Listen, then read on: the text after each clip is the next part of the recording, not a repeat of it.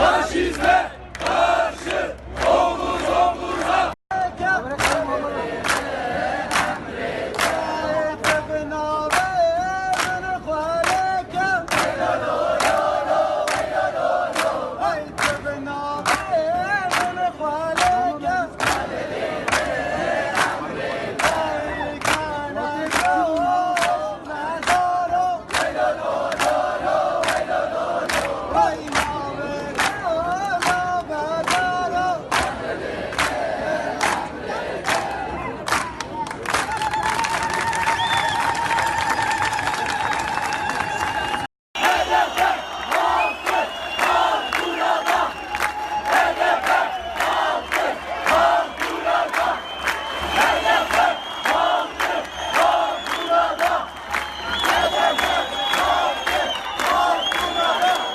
Bütün Türkiye halklarının bu haksız, hukuksuz darbe girişiminin Türkiye halklarının geleceğine darbe olduğunu tekrardan vurguluyorum ve Ahmet halkı olarak her gün sokaklarda olmaya, her gün sokaklardayken de bütün Türkiye halklarını yanımızda bu hukuksuz darbeye karşı dimdik ayakta olmaya çağırıyorum.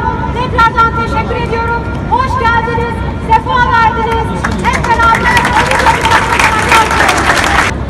Dersim Belediye Başkanı Fatih Mehmet Paçoğlu, Dersim Belediye Meclis Üyeleri, Dersim Dernekleri Federasyonu Genel Başkanı Ali Haydar Berç, Kuşlu İbrahim Bela, Evalin Kamat Yerülken Kuşu,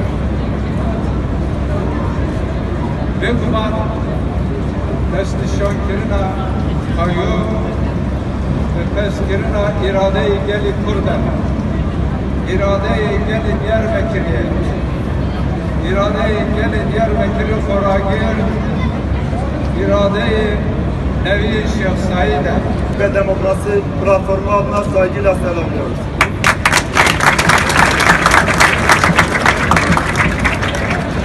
Dokuz gündür burada verilen mücadele birebir faşizmin yıkımının sonunun geldiğinin göstergesidir. Biz bundan yaklaşık 2 ay önce bütün Türkiye halkına ve dünya kamuoyuna bir barış çağrısı deklarasyonunda bulunmuştuk.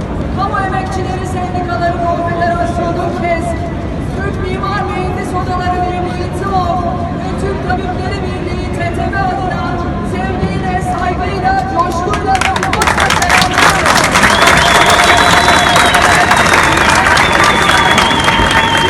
Türkiye'nin dört bir yanından, doğusundan, batısından, güneyinden, kuzeyinden işçi sınıfının, kamu emekçilerinin, bu ülkenin mimarlarının, mühendislerinin, hekimlerinin, bu ülkenin tüm değerlerini ve güzelliklerini üretenlerin selamlarını ve dayanışma duygularını getirdik.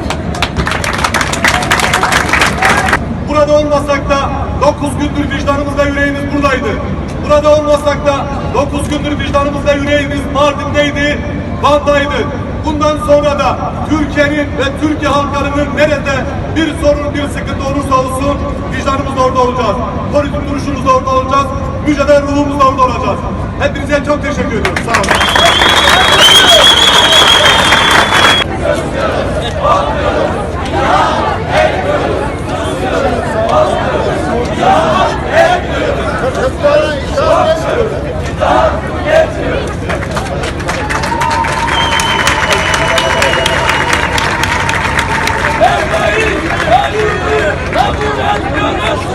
Sermayeyi, sayyubi kabul etmiyoruz.